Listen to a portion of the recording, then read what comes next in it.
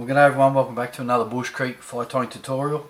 And in this video we're tying up this pattern, which is what I call my Steavo pattern, named after one of the rivers or creeks that I first fished in, and it did really well. It's pretty easy pattern to tie, pretty straightforward, and you can, that doesn't use a lot of materials, and you can use some of the stuff that you might have laying around. You can vary the pattern, varying bead colours and body colours, and we'll talk about that as we go through. So you see some of these ones with hot orange beads and more subdued beads, etc, etc. So there's plenty of options with this pattern. It's pretty straightforward. So we'll get on into it and get tying. So I'll tie these in both 14s and then probably down to 18 size hooks. I'll do a 14 with a 3 and a 3.5, and then probably a 16 jig hook with a 2.5 and a size 18 jig hook with a 2mm bead on it. These are Dahuku jig hooks, and I've just got a silver bead for the original version of the Steavo, but obviously if you're tying a variation you can choose whatever bead colour you like.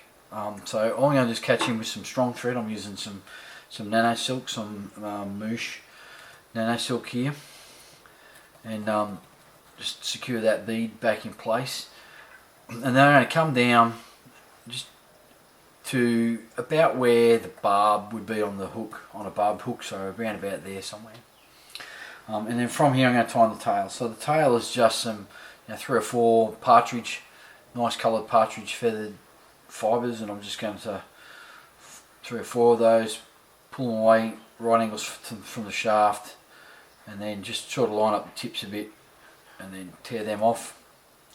And I'm going to catch those in, and I want to catch them in probably about the length of the shank or the length of the body.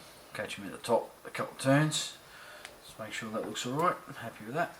And then I'm just going to come back down to the bead and tie in the shafts of that partridge. Just trim away this waste piece at the front here. Just tidy that up behind the bead. And then bring this thread down, come back a couple of turns, and then I'm going to tie in the body material. So the body material is DMC, and it's the pearl thread. So hopefully you can see it shows up in here. It's the polyester one with almost a tinsel, really fine tinsel through it, and it gives you this pearl effect. So it's a synthetic one, it's not wool or the cotton. And this is really handy. It'll take colour, it'll take a marker, which is what we're going to do. So all I've done is pulled this apart, bared some of these fibres, and then take off what I need, so one strand, and I'm going to catch that in. I'm going to catch it in underneath the shank a few turns, and then just tie this in and come back down to where I finished the original threads, just in front of the tail there. And then just in touching turns again, come back up to behind the bead. Now I'm going to colour this up. I'm going to use this, which is a Copic marker. Find the label. Here we go, Copic marker, and it's Y26, so it's a mustard colour. And so what I'm going to do is I'm going to come in. I'm going to colour. Use the marker to colour up the thread, and I'm just going to 2 or 3 strokes there just to colour up that thread. And then from here what I'm going to do is I'm going to twist it so back on itself, so it tightens up the twist, and just maintain that tight twist, so it maintains the twist in the thread as I wrap it forward. Here we just caught something there. Try that again. Nice twist. There you go. And then just in touching turns, oh, bounced. Once more for good luck. Touching turns, just going to come up with that thread and just maintaining the twist as I bring it forward. Just going to bring it all the way up to behind the bead, and then catch him with a couple of turns, a couple in front, just lock it in, and then I can trim away this material. And that's the body. So what you find with the body is the DMC will take the marker really well, and you can obviously vary the different colours that you like on the body. But what you end up with is this bit of a tinsel effect and sparkle effect through it, which is really, I found it to be really attractive. Catch plenty of fish with this particular pattern. So once we've done the body, the next piece is some hare's mask, and I'm just using some hare's mask dyed cinnamon, and all I'm going to do is just going to pinch off a little bit. You don't need a lot, and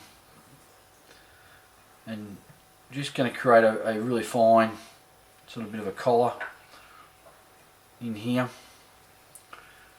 directly behind the bead. 2 or 3 turns of hare's mask, and then I'm going to use a hackle. Now the hackle is a natural partridge again, and you can see that I've taken away one side, and clearly we're going to use the next, or this side, and for the next fly I'd take this side. So you can basically do 2 flies out of a single feather. So I've put it in a clip. Fibre lengths are about just sort of 8 to 10 mil long, I suppose. Come in with my dubbing needle, and then counter spin thread, flatten it out, and I'm just going to split these fibres, split that thread. Now what I like to do, because the nano silk is pretty slippery, is just come in with a bit of a wax, a tying wax, not a tacky wax but just a standard tying wax, and just a little bit of wax to the nano silk, just so you get a little bit more bite onto the feather fibres. Come in with my clip and catch these feather fibres as close as I can to the base, where the cut point is, like that, and then start to spin them together and take up the spin the thread again clockwise to tighten it all up. And then once I'm happy, just come in, hackle through, turn in front, come in my whip finish, a couple of turns just to finish it off, pull that firm, and you can see how the fibres have come back forward and fallen down into place there. Another couple of turns just to be sure, making sure it's nice and firm, and then I can trim away my thread. And that is the Steavo.